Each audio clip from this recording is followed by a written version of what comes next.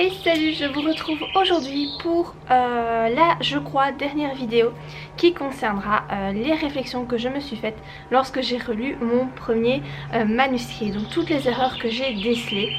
Comme vous le savez si vous me suivez depuis quelques temps, mon tome 1 d'Utricia, donc le premier roman que j'ai écrit, va être réédité ici au mois d'août de cette année-ci, donc en 2021.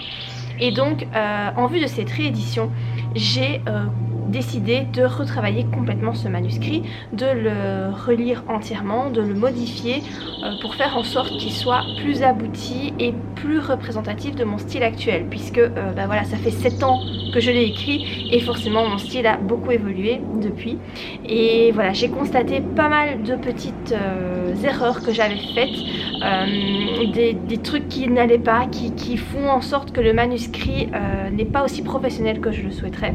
J'ai déjà fait 3 vidéos à ce sujet. Vous retrouverez le lien de ces vidéos en barre d'infos. Donc voilà, 3 vidéos dans lesquelles je vous présente les erreurs que j'ai faites lors de l'écriture de mon premier manuscrit. Et donc celle-ci, ce sera probablement la dernière vidéo par rapport à ça. Alors je commence avec la première erreur, qui est que pour éviter une répétition, il m'arrivait d'employer des mots, ou un groupe de mots pour dire la même chose, mais en fait ça n'allait pas. Ça aurait été mieux de faire la répétition. Par exemple, au lieu de dire bureau, j'écrivais plutôt la pièce de travail. Alors quand on le dit comme ça, peut-être que ça fait pas trop débile, mais dans le texte, franchement, ça jure, ça va pas du tout. Moi, je suis plus partisane de mettre des répétitions si vraiment on trouve pas de synonyme, plutôt que de mettre un groupe de mots qui veut dire la même chose, mais qui en fait ne va pas.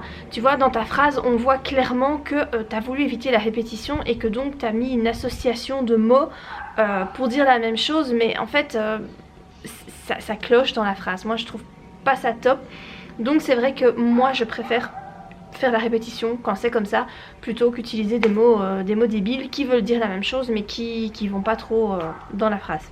Alors un truc que je faisais aussi dans ce premier roman, c'est que je suis extrêmement dure avec le système scolaire français. Alors pourquoi, franchement, je saurais pas vous dire pourquoi je suis dure, j'ai été en tout cas dure à ce point-là avec le système scolaire français, parce qu'en fait je suis pas française et je sais même pas comment ça se passe chez vous. Donc je ne comprends pas pourquoi j'ai comme ça été vraiment pas sympa avec le système scolaire, mais vraiment j'insiste beaucoup en disant que voilà, là elle est contente d'enseigner en Utricia parce que les jeunes gens sont super motivés, parce qu'ils ont soif d'apprendre, ils sont pas turbulents, ils sont bien éduqués, etc. Contrairement au système scolaire français où les jeunes n'en ont rien à foutre, où voilà, elle risquait fortement d'être envoyée en banlieue parisienne dans des collèges vraiment mal famés où voilà, où t'as des jeunes qui n'en ont rien à faire de l'école et qui sont pas sympas avec les profs, etc. J'insiste mais vraiment très souvent là-dessus. Et je sais pas vous dire pourquoi, parce que voilà, je suis pas française et bon, clairement en Belgique on a le même souci, hein, t'as des écoles à problème, forcément. Si tu vas du côté de Molenbeek à Bruxelles, je crois que tout enseignant préférerait éviter d'aller là-bas. Mais voilà, j'insiste beaucoup là-dessus et je trouve pas ça utile dans le texte, donc j'ai retiré à chaque fois que j'insistais sur le fait que le système scolaire français était défaillant, j'enlevais parce que je trouve que ça n'a rien à faire là et voilà, je comprends même pas pourquoi j'ai insisté à ce point là. Alors mon premier roman, donc Utricia, est un roman donc de science-fiction érotique, et vu que c'est mon premier roman, je me suis défoulée sur les scènes de sexe, donc il y en a beaucoup trop.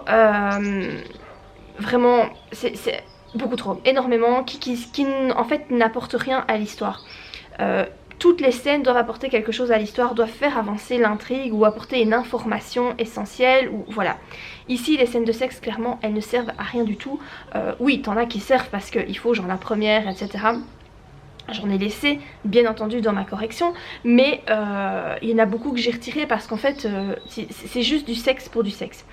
Et ça c'est quelque chose d'assez péjoratif, et je vous avoue que j'ai eu très peu de commentaires négatifs sur ce tome 1 d'Utricia. Ceux qui l'ont lu en tout cas l'ont adoré.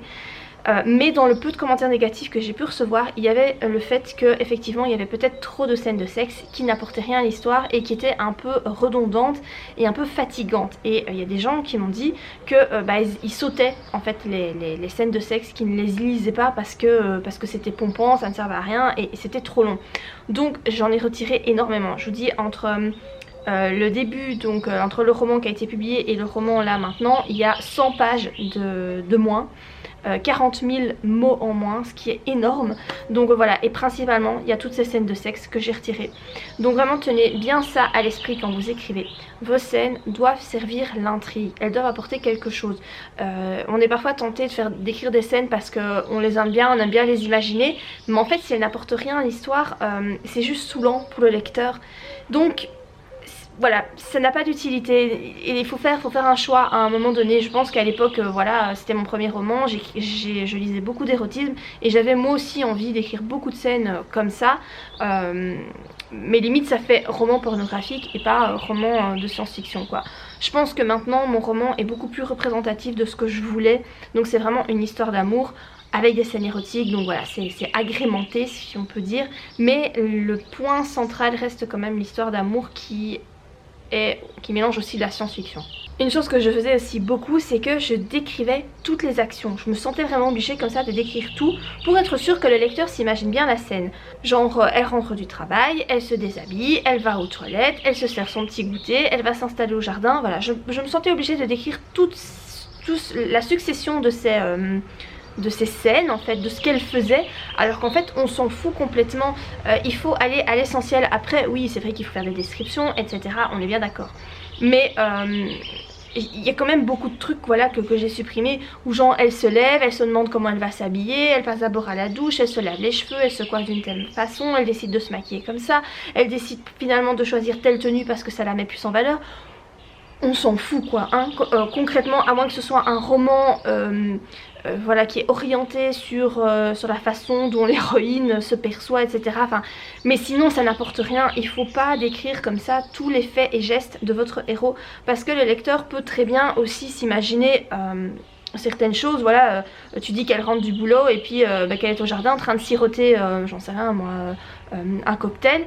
Le lecteur peut-être dans sa tête s'est imaginé que oui, en rentrant elle a enlevé ses chaussures etc. Enfin, c'est pas utile de le noter, c'est pas utile, ce sont des détails qui alourdissent beaucoup le texte, et je pense que c'est une erreur que beaucoup font, parce que quand tu commences à écrire, tu sais pas très bien en fait ce que le lecteur va imaginer ou pas. Je crois que c'est avec l'expérience qu'on se rend compte qu'en fait tout ça, ces détails là ne servent à rien. Vraiment il faut vraiment garder à l'esprit qu'il faut faire avancer votre intrigue. Alors une autre remarque que je pourrais vous citer, c'est un tic de langage. Ça c'est ma relectrice qui me l'a fait constater, parce que je m'en étais pas rendu compte. C'est que j'utilise très souvent le mot petit. Tout est petit dans mon texte, et parfois c'est dans la même phrase, hein. Petite rue, petite maison, petite porte, enfin tout petit. Je pense qu'on a tous des tics de langage, et ça c'est dur à déceler, parce que en fait tu te rends pas compte que tu as ces tics là. C'est vraiment quand tu as quelqu'un qui lit ton texte qui te fait prendre conscience que tel ou tel tic de langage ça va pas quoi. Il faut essayer de faire attention. Tu peux utiliser évidemment le mot petit, dire que certaines choses sont petites, mais dans mon cas c'était pas toujours utile de le mettre, et voilà, ça fait des répétitions qui sont un peu inutiles. Quelque chose que je fais aussi beaucoup, que ma relectrice m'a fait constater, c'est que je commençais très souvent mes phrases par un participe présent. Alors par rapport à ça, certaines maisons d'édition acceptent qu'on fasse ça, d'autres n'aiment pas trop. Ça dépend vraiment. Ici dans ma maison d'édition MXM Bookmark, ils sont plutôt larges, enfin plutôt ouverts d'esprit par rapport à ça. On ne m'interdit pas de le faire, mais il faut savoir, sachez-le vraiment, que dans certaines maisons d'édition on demande au correcteur de changer ça, parce que ça ne plaît pas. C'est quelque chose moi que je fais spontanément, commencer mes phrases par des participes présents. Alors maintenant que je l'ai constaté, j'essaie de le faire moins. Je le fais toujours parce que c'est pas quelque chose qui moi me choque, mais apparemment c'est moyennement apprécié. Du coup je fais attention maintenant, et j'essaye d'en mettre un petit peu moins, de changer ça, de changer mes tournures de phrases pour éviter comme ça de commencer par un participe présent. Voilà, j'attire juste votre attention là-dessus. Vous pouvez le faire, mais essayez quand c'est possible de changer votre phrase pour ne pas trop le faire. Alors une petite astuce que ma correctrice, enfin ma relectrice plutôt, m'a donnée, c'est pour éviter les répétitions, de combiner les phrases entre elles.